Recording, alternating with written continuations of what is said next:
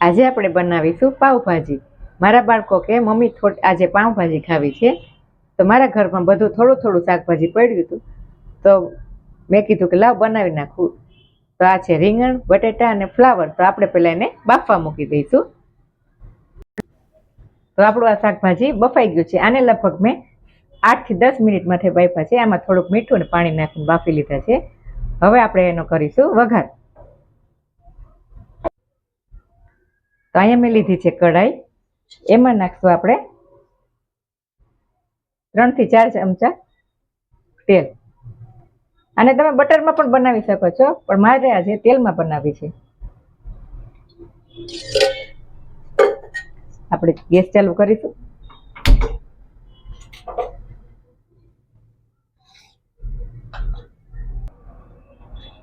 આપણું આ તેલ ગરમ થઈ ગયું છે. હવે આપણે એમાં નાખશું અડધી ચમચી હિંગ.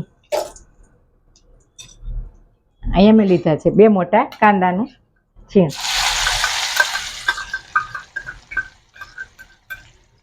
કાંદા થોડાક લાલ સંતળાઈ થોડાક મીડિયમ ગોલ્ડન. આ છે આદુ લસણની પેસ્ટ.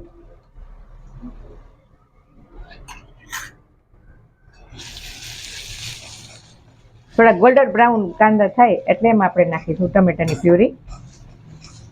તમે ચોક્કસથી એકવાર જરૂરથી ટ્રાય કરજો.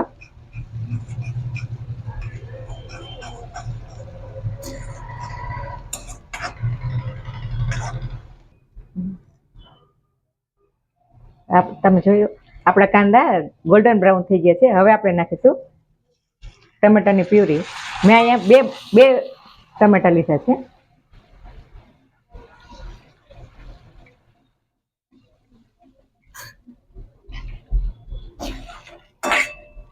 આ ઓછા શાકભાજીમાં બનેલી છે, પણ ખૂબ જ સ્વાદિષ્ટ બનશે,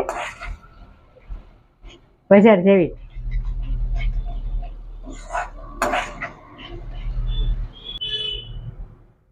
હવે આપણે એમાં સ્વાદ પ્રમાણે મીઠું નાખશું,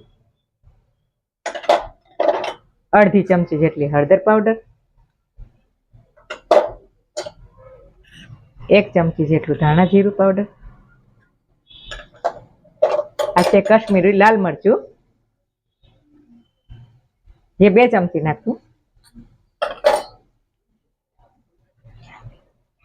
હવે જ્યાં સુધી તેલ છૂટું ના પડે ત્યાં સુધી આપણે એને હલાવશું. થોડોક મીડિયમ ગેસ રાખશું, જેથી કરીને આપણા મસાલા પણ બળે નહીં.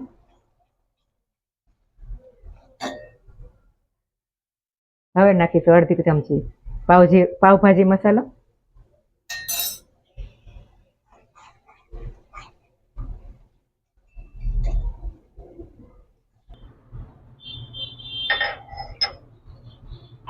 હવે આપણે એમાં નાખશું થોડું પાણી,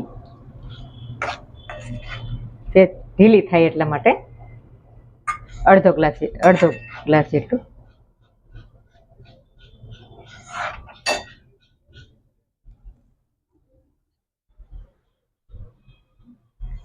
સ્લો ફ્લેમમાં થોડીક વાર રહેવા દેશું.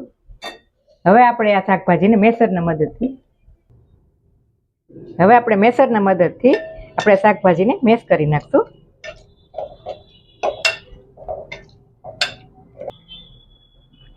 હવે આપણે બફાયેલા શાકભાજી આ વઘારમાં એડ કરી દઈશું.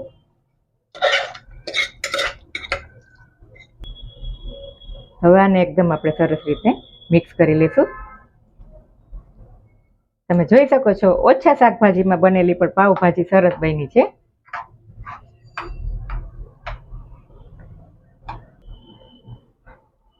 એક ચમચી હવે આપણે એમાં લીંબુનો રસ એડ કરશું. તો એકદમ બજાર જેવી આપણી લાલ ચટાકેદાર પાવભાજી બનીને તૈયાર છે.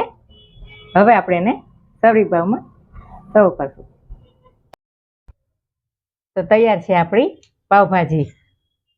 તો તમે જરૂરથી ચોક્કસથી ટ્રાય કરજો. ઓછા શાકભાજીમાં પણ બની જાય સરસ એવી. તમને મારી રેસીપી ગમી હોય તો લાઈક કરજો, શેર કરજો અને સબસ્ક્રાઈબ કરજો.